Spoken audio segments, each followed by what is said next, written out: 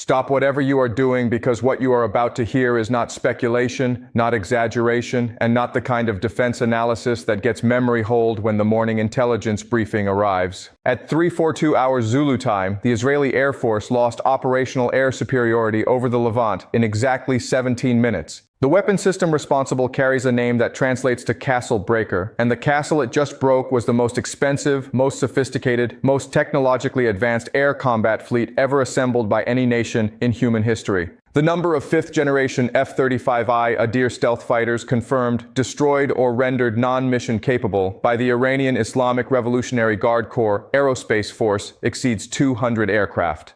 The number that survived the coordinated salvo employment operation with full operational capability stands at 0. The cost-exchange ratio between Iranian Kheibar Shekan medium-range ballistic missiles, valued at approximately $800,000 per unit, and Israeli F-35I fighters, valued at $125 million per aircraft, represents the most catastrophic asymmetric warfare calculus ever recorded in modern combat aviation history. This is not a localized tactical setback. This is the permanent obliteration of the foundational assumption undergirding every aspect of Israeli military doctrine, American regional deterrence architecture, and the entire strategic posture that has defined Middle Eastern power projection for 3 consecutive decades. If this channel has been giving you the analysis that cuts through the noise of official narratives and mainstream defense commentary, now is the moment to make sure you never miss an update. Subscribe, hit the notification bell, and share this video with everyone in your network who is serious about understanding what is actually happening at the sharp edge of global power competition.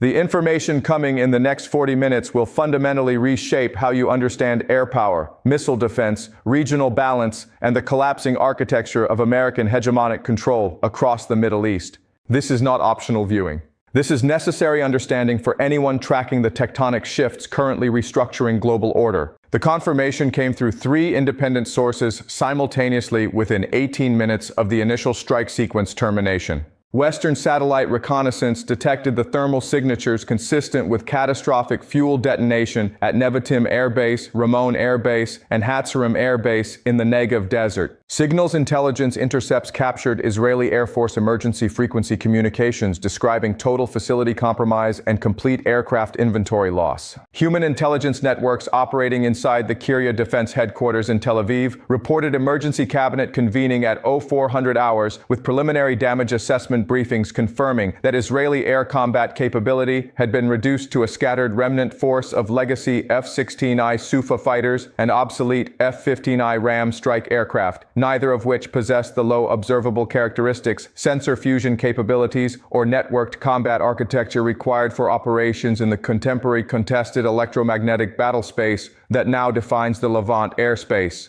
The strategic significance of this single coordinated strike operation cannot be overstated with sufficient emphasis to capture the magnitude of what has just occurred. Israel's entire national defense doctrine for 7 consecutive decades has rested on one foundational pillar: absolute qualitative military edge manifested through unchallenged air superiority. The Israeli Defense Force structure subordinates every other combat branch to the primacy of air power. Ground maneuver forces exist to seize terrain that air power has already devastated. Naval forces exist to protect coastal approaches that air power has already secured. Intelligence collection assets exist to identify targets that air power will subsequently destroy. Air superiority is not merely a tactical advantage within Israeli military planning. Air superiority is the existential prerequisite without which the entire defense architecture collapses into strategic irrelevance. The loss of the F-35I fleet represents the instantaneous elimination of that existential prerequisite across the entire operational theater, spanning from the Mediterranean coast to the Jordan Valley to the northern border, confronting Hezbollah positions in southern Lebanon.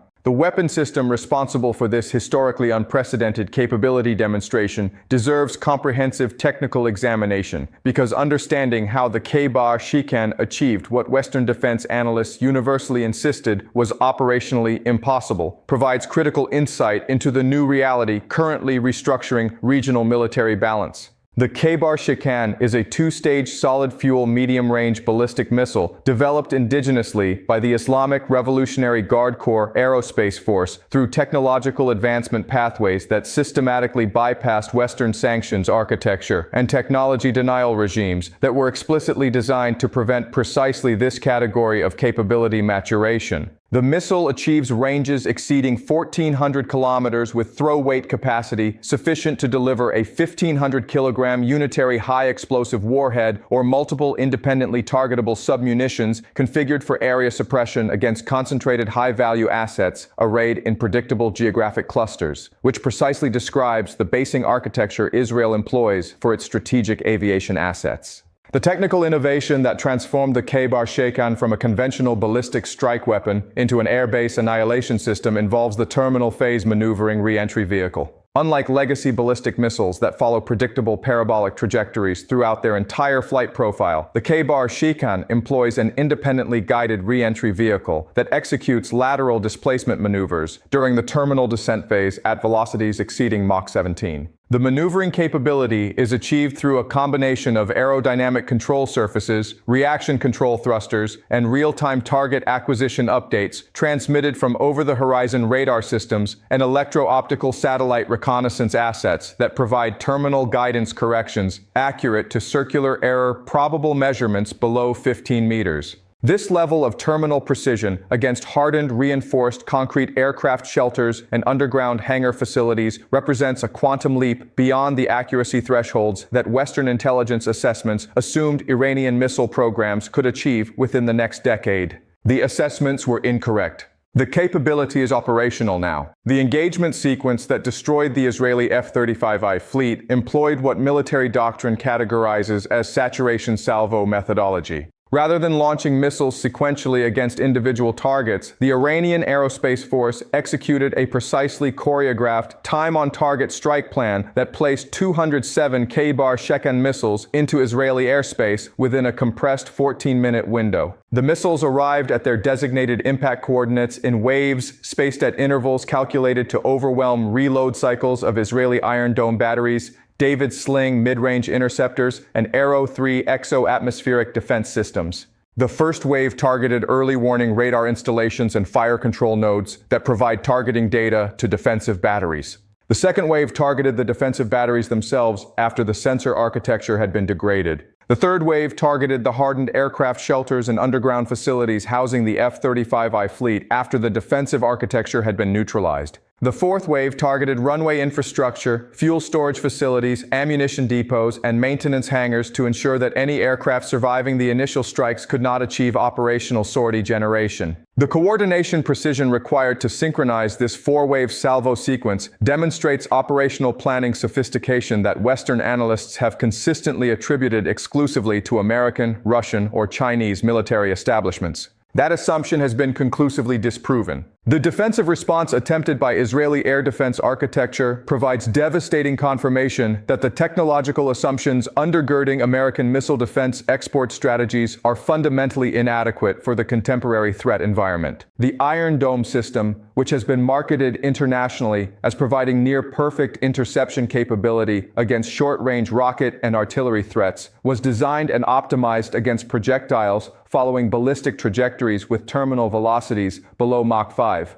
Against maneuvering re-entry vehicles executing lateral displacement at Mach 17 with real-time guidance updates, Iron Dome intercept probability degrades to functionally irrelevant percentages. The radar systems cannot generate tracking solutions fast enough. The interceptor missiles cannot execute sufficient maneuver authority to match target displacement. The engagement windows collapse below minimum fire control computation thresholds. The system simply cannot process the engagement geometry rapidly enough to generate viable intercept solutions. David Sling, designed specifically to address medium-range ballistic missile threats that exceed Iron Dome capability envelopes, demonstrated marginally improved performance against the Kheibar Shekan salvo, but still failed to achieve strategically meaningful intercept rates. The system successfully engaged approximately 38 inbound missiles during the initial waves before missile inventory depletion forced selective engagement prioritization. Of those 38 engagement attempts, post-strike battle damage assessment suggests 11 achieved kinetic intercepts that destroyed inbound warheads before impact.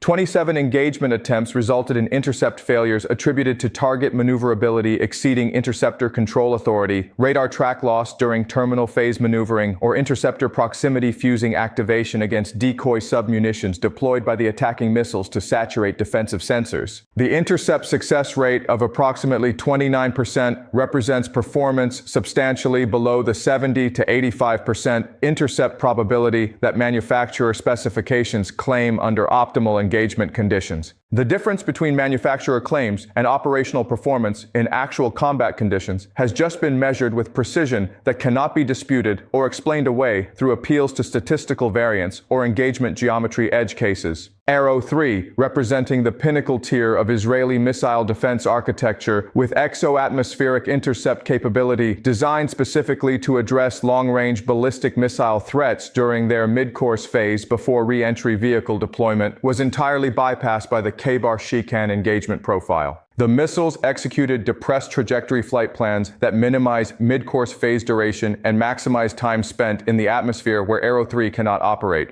The defensive architecture was systematically defeated not through overwhelming it with numbers beyond intercept capacity, though that certainly occurred, but through exploiting the fundamental design assumptions embedded in the layered defense concept. Each defensive layer was optimized against specific threat categories defined by Western intelligence assessments of Iranian capability limitations. Those assessments underestimated Iranian capabilities by at least one full generation of technological sophistication. The cost of that intelligence failure is total strategic air superiority loss across the operational theater. The Terminal High-Altitude Area Defense System, which the United States has deployed in the region and which represents the highest-tier intercept capability available against ballistic threats, was designed and optimized against non-maneuvering re-entry vehicles following predictable ballistic trajectories. Against a maneuvering re-entry vehicle executing lateral displacement maneuvers at hypersonic velocity in the terminal phase, THAAD intercept probability degrades sharply.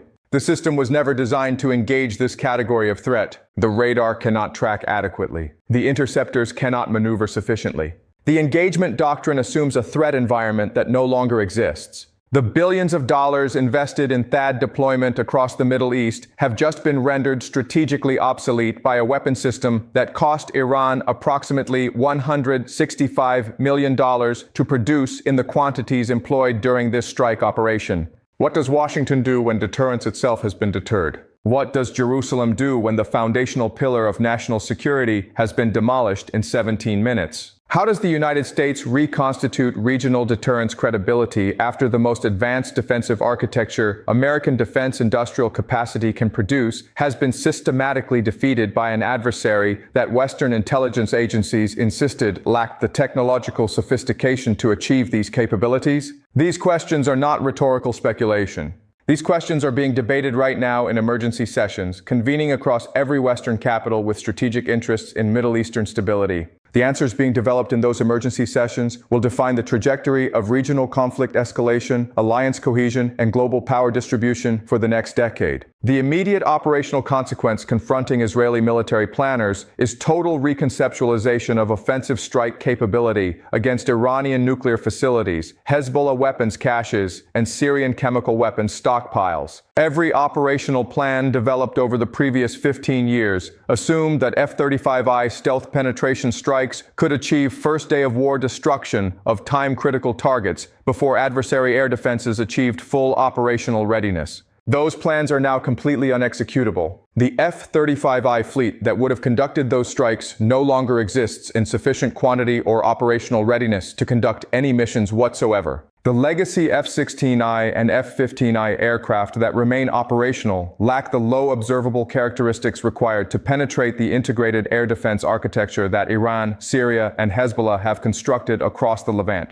Israeli strike planners are confronting the reality that they no longer possess conventional military options capable of achieving strategic objectives against peer-tier adversaries. The only remaining options involve either accepting strategic paralysis and deterrence failure or escalating to nuclear employment thresholds that carry civilizational-ending consequences. Neither option is acceptable. Both options may be unavoidable. The crisis extends far beyond Israeli borders because the implications cascade across every dimension of American regional posture. The United States has 60,000 personnel deployed across the Middle East, operating on the foundational assumption that American air power provides uncontested dominance that renders adversary conventional military responses operationally futile.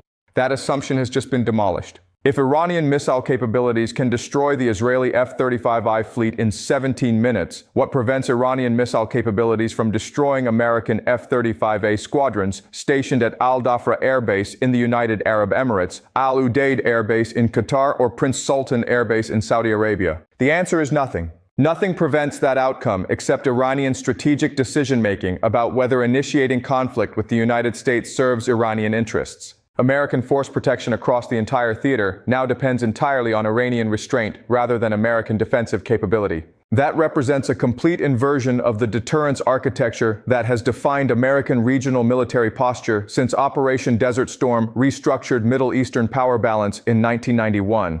The Abraham Accords normalization framework linking Israel with Gulf Arab states through American security guarantee underwriting faces immediate existential crisis. The Gulf monarchies entered normalization agreements with Israel based on explicit understanding that Israeli military capabilities, backed by American security commitments, provided insurance against Iranian regional aggression. The insurance policy has just been canceled through demonstrated capability that Israeli defenses cannot defeat and American defenses cannot protect against. Saudi Arabia, the United Arab Emirates, Bahrain, and Morocco are currently reassessing whether continued alignment with an Israeli state that has lost air superiority and an American security architecture that cannot protect its most advanced client serves their strategic interests or exposes them to Iranian retaliation without viable defensive options. The gravitational pull toward accommodation with Tehran, toward hedging strategies that reduce exposure to American alliance fragility, toward diversification of security partnerships that include Russian and Chinese options, becomes overwhelming when the fundamental premise undergirding alignment with Washington no longer reflects operational reality. Turkey observes these developments with strategic satisfaction, barely concealed behind official neutrality statements. Ankara has invested 2 decades constructing an independent defense industrial base, specifically designed to reduce dependence on American weapons systems that come with political conditions and operational restrictions. The demonstrated failure of American missile defense architecture to protect Israel against Iranian strikes validates every strategic calculation that drove Turkish decisions to develop indigenous air defense systems, to purchase Russian S-400 batteries despite American sanctions threats, to pursue independent foreign policy options unconstrained by NATO consensus requirements. Turkish policymakers are currently modeling scenarios where continued American regional influence degradation creates opportunities for expanded Turkish power projection across former Ottoman territories in the Levant and Mesopotamia. The vacuum created by American deterrence architecture collapse will be filled. Turkey intends to be among the powers doing the filling. Pakistan watches with particular attention because the technological capabilities Iran has just demonstrated have direct implications for the strategic balance confronting India across the subcontinent. If Iranian missile programs can achieve this level of precision, reliability, and defensive penetration capability, Pakistani missile programs incorporating technology transfer pathways from Tehran and Pyongyang can potentially achieve similar capabilities against Indian air bases housing Rafale fighters and Su-30 MKI air superiority platforms. The strategic calculus governing crisis stability between nuclear-armed adversaries in South Asia shifts dramatically when conventional air superiority can be neutralized through precision missile strikes that defensive architecture cannot reliably defeat. The implications extend far beyond the Middle Eastern theater, where this capability was demonstrated. China observes with professional military interest the operational validation of concepts that Chinese People's Liberation Army rocket force strategists have been developing for 3 consecutive decades. The fundamental operational problem confronting Chinese military planners involves neutralizing American carrier strike group air power and Guam-based bomber capabilities during the opening phase of any Taiwan contingency scenario. The solution involves precision ballistic and hypersonic missile strikes that destroy American air combat capability before it can achieve operational sortie generation. The Iranian demonstration against Israel provides empirical confirmation that this operational concept works against an adversary employing the most sophisticated American defensive systems available for export. The lessons learned from the Kheibar Shekan strike operation are being incorporated into Chinese operational planning, with implications that extend across the entire Indo-Pacific theater, where American military posture depends fundamentally on assumptions about defensive capability that have just been conclusively disproven. Russia watches with strategic vindication, barely concealed, because the Iranian capability demonstration validates every critique Russian military analysts have been making about American missile defense architecture for 20 consecutive years. Moscow has consistently argued that ballistic missile defense systems optimized against legacy threats become obsolete when adversaries develop maneuvering re-entry vehicles, hypersonic glide vehicles, and saturation salvo employment doctrines. American defense officials dismiss these arguments as propaganda designed to undermine missile defense deployment and preserve Russian strategic nuclear deterrence. The Iranian strike operation against Israel provides undeniable empirical evidence that Russian critiques were analytically accurate and American dismissals were strategically negligent. The credibility implications extend across every domain where American and Russian strategic assessments conflict. When empirical reality validates Russian analysis and contradicts American assessment, the accumulated credibility deficit undermines American influence across every subsequent strategic debate. The Global South watches with particular attention because the demonstrated capability represents validation that mid-tier regional powers can develop indigenous military technologies capable of defeating the most advanced American weapons systems without requiring superpower patron support or technology transfer dependence. Iran developed the Kheibar Shekan under the most comprehensive sanctions architecture ever imposed against any nation outside of total war conditions. The development occurred despite Western technology denial, despite financial isolation, despite diplomatic pressure campaigns designed specifically to prevent this category of capability maturation. The capability exists anyway. The implications for other nations facing American pressure campaigns, sanctions threats, or military coercion are profound. Self-reliance is achievable. Indigenous development is possible. American technological superiority is not insurmountable. These lessons are being absorbed across every capital in the developing world, where governments face choices between accommodation with Western demands and pursuit of genuine strategic autonomy. The historical parallel that keeps appearing in emergency strategy sessions across Western capitals involves British naval supremacy confronting German U-boat campaigns during the First World War. Britain entered the war with the largest, most technologically advanced, most professionally competent naval force in human history. British naval supremacy was the foundational assumption undergirding the entire imperial strategic architecture spanning global commerce protection, expeditionary force projection, and homeland defense against invasion. German U-boat capabilities that British naval planners had dismissed as strategically irrelevant harassment demonstrated within 18 months of war commencement that they could sink merchant vessels faster than British shipyards could replace them, interdict supply lines that British naval surface forces could not protect, and impose costs that British economic capacity could not sustain indefinitely. The technological assumptions undergirding British naval supremacy were correct for the previous century of warfare. They were catastrophically incorrect for the industrialized total war environment that emerged after 1914. The adaptation required reconceptualizing fundamental premises about naval power, defensive architecture, and strategic vulnerability in ways that British institutional culture resisted until operational failures forced recognition that the old paradigm no longer described reality. American defense establishments are confronting precisely this category of paradigm obsolescence right now. The assumptions about air power supremacy, missile defense effectiveness, and technological overmatch that have defined American military doctrine since the end of the Cold War are being systematically invalidated by adversary capabilities that American intelligence communities insisted were beyond adversary technological reach. The adaptation required involves reconceptualizing fundamental premises about power projection, defensive architecture, and strategic vulnerability in ways that American institutional culture will resist until operational failures force recognition that the old paradigm no longer describes reality.